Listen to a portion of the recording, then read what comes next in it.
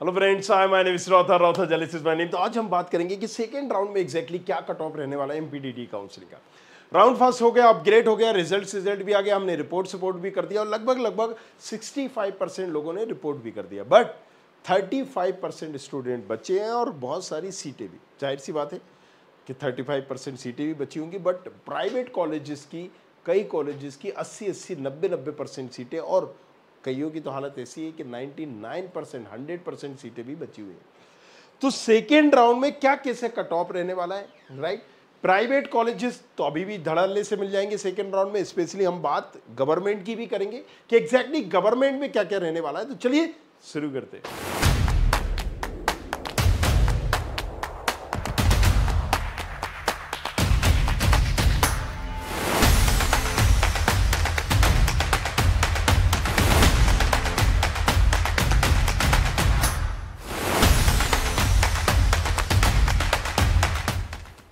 Second round की जब भी हम बात करते हैं तो देखो कट ऑफ कम तो जाता है। एग्जैक्टली जो हमारा, अगर हम बात करेंगे फर्स्ट राउंड पे तो एक कम रैंक में अच्छा कॉलेजेस मिल जाता है, अपग्रेड में उससे अच्छा मिल जाता है, और सेकेंड राउंड में हमें कम जा रहा होता है क्योंकि 65% सीटें बच जाती हैं। अब ये कई बार वेरी करता है कि काउंसलिंग कब हो रही है, इसके साथ साथ कौन सी काउंसलिंग चल रही है, इन तमाम चीज़ों पर भी। लेकिन सेकेंड राउंड में भी क्या कम रैंक में भी अच्छा कॉलेज टारगेट किया जा सकता है? यस, किया जा सकता है, क्योंकि फर्स्ट राउंड के बाद जैसे अपग्रेड होता है, सेकेंड राउंड के बाद इंटरनल ब्रांच चेंज होता है, जो कि अभी 10-15 दिन के अंदर ही काउंसलिंग में होता है। सो अगर आप एनालिसिस करके दूसरी ब्रांच लेके ब्रांच चेंज करते हो तो आप एक अच्छा कॉलेज भी टारगेट कर सकते हो। अब कट ऑफ चूंकि कम जाता है तो हमें कट ऑफ जो भी हम चॉइस फिलिंग कर रहे हैं, कई बार बच्चे गलती ये कर देते हैं कि वहाँ CSIT डाल दी और कोई कॉलेजेस नहीं मिला। अगर आपको कोई भी कॉलेजेस नहीं मिला तो आप अब काउंसलिंग से ही बाहर हो जाएंगे। तो चॉइस फिलिंग के टाइम पर ये ध्यान रखिएगा कि एग्जैक्टली जो कॉलेज आप डाल रहे हैं, जो ब्रांच डाल रहे हैं, वो आपकी रैंक में मिलेगी भी या नहीं मिलेगी। तो इसके लिए सबसे पहले एक प्रेडिक्टर भी हमने देखा है, और जिससे आप पता भी कर सकते हो एग्जैक्टली कि सेकेंड राउंड में क्या कट ऑफ जा रहा है। जो कट ऑफ जा रहा है एक सिक्योरिटी पर्पस से हमने तो यहां पर दे दिया है, ये मैक्सिमम दे दिया, इतना तक जाएगा, इससे ज्यादा नहीं, इससे ज्यादा नहीं जाएगा। तो इससे कम ही लेके आप चलो, 5-10 हजार, राइट? हमने एक लिमिट बता दी आपको। अब जैसे आप studentkhapri.com पर जाएंगे, यहाँ पर प्रेडिक्टर पर, ये पहले हमने मेडिकल था, हम इंजीनियरिंग चूज करेंगे, और यहाँ प्रेडिक्टर पे जैसे ही जाएंगे सारे ही यहाँ पर चॉइस फिलिंग आ जाएंगी। लगभग हमें क्या देखना है, हमें देखना है यहाँ पर एमपीडीटी। हम एमपीडीटी पे जाते हैं, यहाँ से हम सिलेक्ट करते हैं और एक अपनी रैंक डालते हैं। एग्जाम्पल के लिए हमने 1 लाख अपनी रैंक डाली है। अब इस 1 लाख की रैंक पे हमारी कैटेगरी है जनरल। तो आप राउंड 2 का हम देखना चाहते हैं, जनरल से भी चेक करें और अपनी कैटेगरी से भी चेक करें।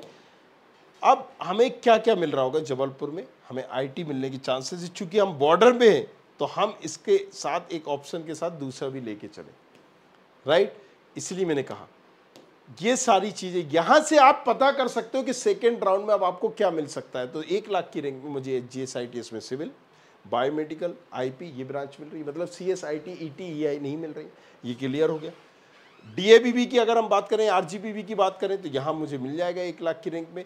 अगर हम बात करें शिवपुरी की तो नो डाउट कॉलेज इतना अच्छा है नहीं, तो सभी मिल जाएंगे। DABB में मैकेनिकल सिविल मिल जाएगी, CSIT ET EI यहाँ पर भी नहीं मिल रही। तो आप अपनी रैंक में पता कर सकते हो कि आपको क्या मिलेगा, कट ऑफ एग्जैक्टली क्या होता है, कम होता है, राइट? हमने अब ये आपको बताया। मेरी रैंक मान लीजिए कुछ और है, 1,51,000 पे हमने क्या देखा था, ये मुझे नहीं मिल रहा है। मान लीजिए DABB, तो हम DABB का देखना है तो यहाँ पर भी हम देख सकते हैं DABB में एक ही ब्रांच का चांसेस, अदरवाइज कोई चांसेस नहीं है। तो हम DABB देखते हैं कहाँ है, लाइए DABB में कोई चांसेस नहीं है। RGPB की बात करें तो यहाँ पर जाहिर सी बात है CSIT नहीं मिल रही, जो मैं बता रहा हूँ वही प्रेडिक्टर बताएगा। देखिए आप जबलपुर RGPB, CSIT नहीं मिल रही, civil, mechanical, electrical, petrochemical और ऑटोमोबाइल ये ब्रांचेस मुझे मिल रही है। जबलपुर में सिविल इलेक्ट्रिकल मुझे मिल रही है, आईपी मिल रही है, मैक्रोट्रॉनिक ब्रांच मिल रही है, राइट। सो ये ब्रांचेज मुझे मिल रही है। अगर हम बात करें माधव में IT AI, right, IT IoT, ये ब्रांचेज मुझे मिल रही है। मतलब सीएस नहीं मिल रही, सीएसडी नहीं मिल रही, सीएस की एआई नहीं मिल रही, ये सारी चीज़ आप देख सकते हो। तो इस हिसाब से आप प्रॉपर चॉइस फिलिंग करें और एक बैकअप ऑप्शन जरूर लें। ऐसा ना हो कि आपने चॉइस फिलिंग डाली और रिजल्ट कोई कॉलेज अलॉट नहीं हुआ। ये गलती सबसे ज़्यादा बच्चे करते हैं एंड इसीलिए मैंने चॉइस फिलिंग टूल भी पर्टिकुलर बना दिया है कि मान लीजिए पिछली साल, इससे पिछली साल क्या होता था, कई बार बच्चे हम तक आ ही नहीं पाते थे, कांटेक्ट ही नहीं कर पाते थे। तो अब जाओ घर बैठे ही इसकी चॉइस फिलिंग करके भी देखो सेकेंड राउंड में क्या मिल रहा है, क्या नहीं मिल रहा है। कम कट ऑफ जाता है, इंटरनल को ध्यान में रख के चॉइस फिलिंग करना है। और चाहते हो कि नहीं राउंड फर्स्ट बर्बाद हो गया है, सारी चीज़ हो गए, मुझे कोई यहाँ पर कॉलेज दिला दे, मेरी रैंक कट ऑफ के आधार पे पहले ही बता दे क्या कैसा मिल सकता है। हम यहाँ पर पेड काउंसलिंग लेके अपनी चॉइस फिलिंग कराना चाहते हैं, तो उसके लिए मेंटरशिप का भी हमने यहाँ पर दिया था। 9115002222 इस नंबर पर व्हाट्सएप करके पेड काउंसलिंग लिख के आप पेड काउंसलिंग ले सकते हो। कोई दिक्कत नहीं, अभी लेट नहीं हुए हैं। आप 16 तारीख को भी चॉइस फिलिंग करोगे, जिसने 11-12 को भी कर दिया, दैट्स ओके फाइन। बट सही चॉइस फिलिंग करना, अगर चॉइस फिलिंग कर भी दिए तो एडिट भी हो जाएगी, डोंट वरी, ये इंपॉर्टेंट है। एग्जाम्पल के लिए मैंने पहले भी बताया था कि 1,51,000 की रैंक में तुम यहां पर आरजीपीबी में इसी ले लेते हो और सोच रहे हो कि इंटरनल में आईटी मिल जाएगी, सीएस मिल जाएगी, नहीं मिलेगी, इसी का इसी ही रहेगा इंटरनल। तो ये कैसे हमें पता चलेगा कि किस कॉलेज में हमें इंटरनल जाना भी या नहीं जाना, राइट। वो सारी चीजें हम आपको बताएंगे।